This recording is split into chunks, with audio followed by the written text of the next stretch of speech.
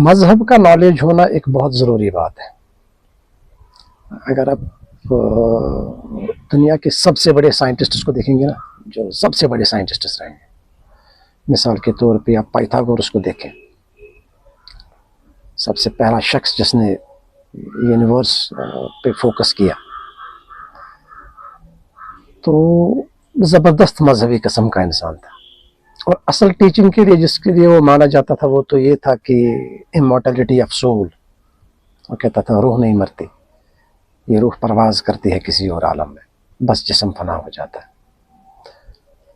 Pythagoras was such a religious man. उसने अपनी अक्सर जिंदगी का हिस्सा जो है वो गुफाओं और गारों में गुजारा है, जिसका एड्रेस भी बहुत कम लोगों को था। वो पूरा वो दरवेश किस्म का इंसान था पाइथागोरस। उसके बाद फाइलालस को भी देखें, हेराक्लाइड्स को देखें, या अरिस्टार्कुस को देखें, आप निकोलस कॉपरनिकस को आप देखें, केपलर को देखें, टाइको ब्रेही को देखें, और सर गैलीलियो को देखें, आप इसाक न्यूटन को देखें, अल्बर्ट आइंस्टीन को देखें। ये सब के सब इनको ज़बरदस्त मजहब का नॉलेज था। अल्बर्ट आइंस्टीन का कहना है कि एक इंसान को जितना मजहबी नॉलेज होता है उतना उसके लिए आसान होता है कि वो कोई भी सब्जेक्ट इजीली ग्रास्प कर सके, चाहे वो जिस किसी भी मजहब से उसकी वाबस्तगी हो, अपने मजहब का कम से कम नॉलेज होना। तो ये अल्बर्ट आइंस्टीन के हिसाब से इतनी इंपॉर्टेंस है।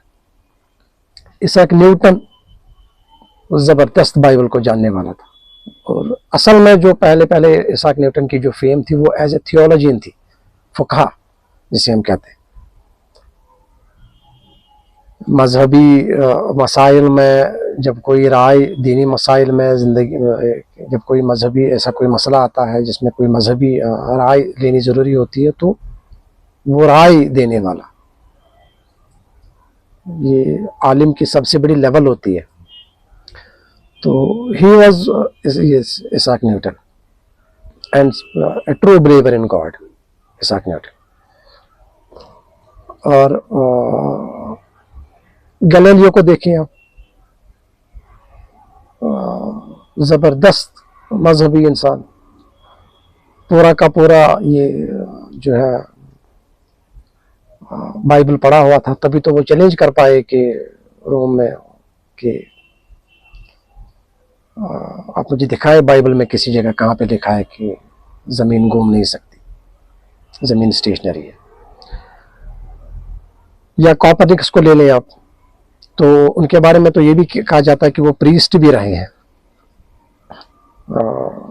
तो लेकिन अगर प्रीस्ट नहीं रहे हो लेकिन फिर भी मजहबी नॉलेज वो उन्होंने पढ़ाई था।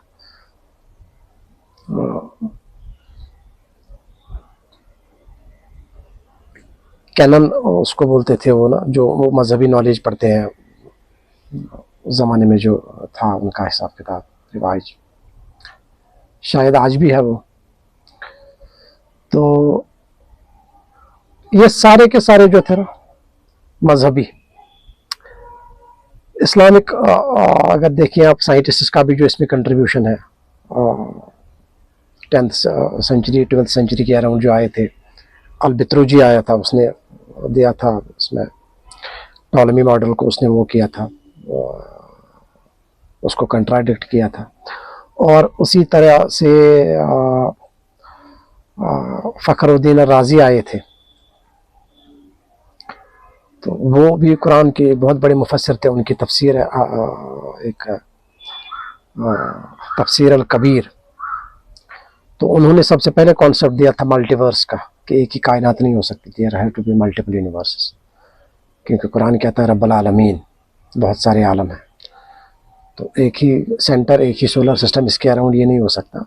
देयर हैज़ टू बी, अगर एक ये है तो ऐसे बहुत सारे और भी होने चाहिए, ये उनका कहना था कॉपरनिकस से पहले। तो मजहबी नॉलेज होना ये बहुत ज़रूरी है, ये कंपलसरी सब्जेक्ट है, बाकी तो ऑप्शनल है। कोई फिजिक्स ले ले, कोई केमिस्ट्री ले, कोई आर्ट्स में ले ले, किसी लैंग्वेज में ले ले, इकोनॉमिक्स में ले ले, वो तो ऑप्शनल सब्जेक्ट्स है, वो तो कोई कोई भी चूज कर ले।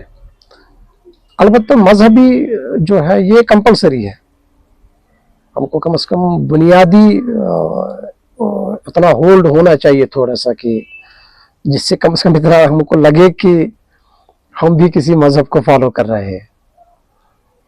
Thank you.